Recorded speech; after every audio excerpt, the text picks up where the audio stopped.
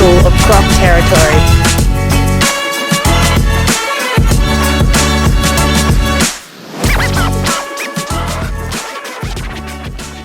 Hey everyone, welcome back to an episode with the Hunting Hippies.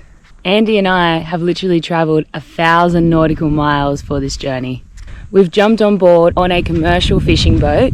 So what we're fishing for is Spanish mackerel. We are extremely passionate about this industry because it is such a sustainable fishery, and we're going to show you how and why that is throughout this video.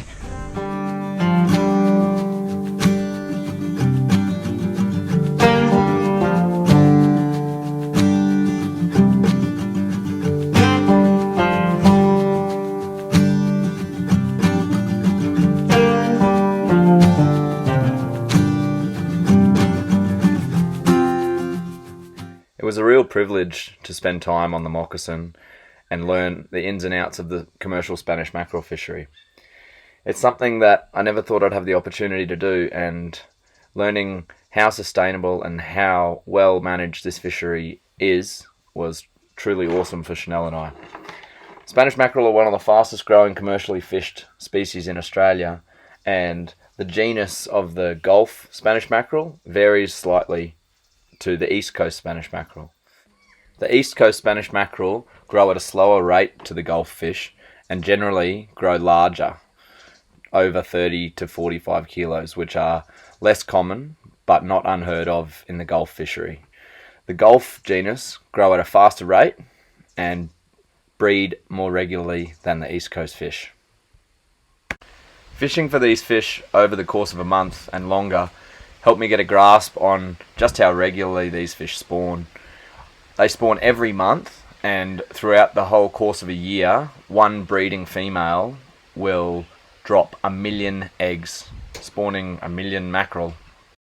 I seem to be liking this colour, and so I'm going to switch them up. The techniques used for catching these fish on a commercial scale haven't varied too much through the whole history of this fishery, using garfish and wogheads and finding areas that are densely populated with fish due to currents and tides and times of the moon phase really is imperative in making sure that you're putting enough fish on the boat to make it worthwhile being there. Just making up rigs as we're steaming, getting them all ready, and then we'll bait them all up, and then they go back in the snap freezer and they'll get frozen down, and then they just get clipped on once there's a fish hooked, brought on board, unclipped, new bait clipped on.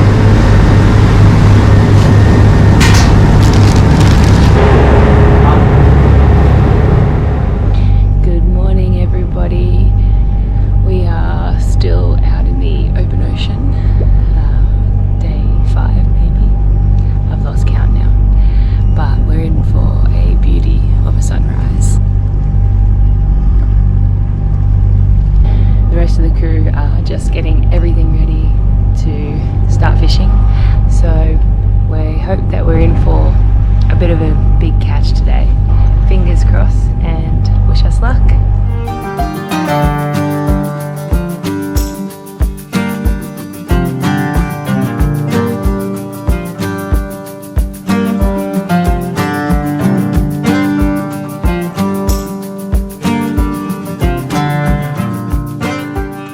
Woken up, had our coffees, probably about 5:30 in the morning, and we've gotten to a spot where the boat got a good number of fish last time on the last trip. So with any luck this morning we'll be able to get onto a couple. Just set our lines and the dories have gone off. We've got some new wog heads that Chanel's made up yesterday. This colour seems to be working really well, so we thought we'd up our chances of having a good session by making a few more. I'm just baiting them up now. We've got our lines out, 6 lines.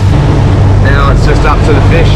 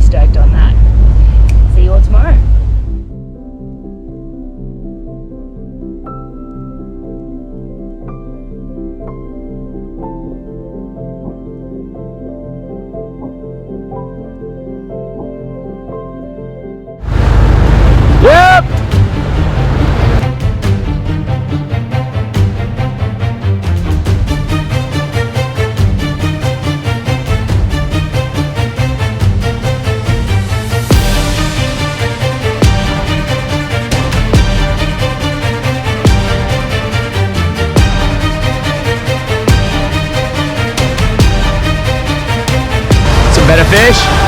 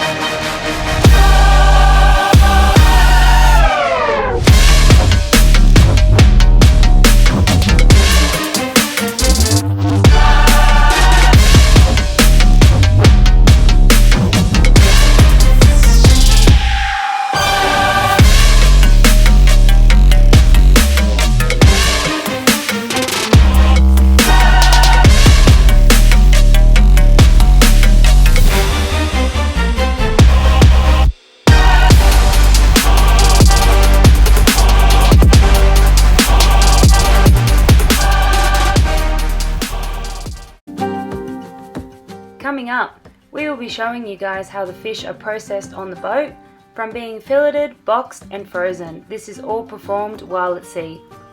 If you've enjoyed this episode and learnt something about the fishery, please click that like button and tell us what you thought in the comments below, and we'll see you next week.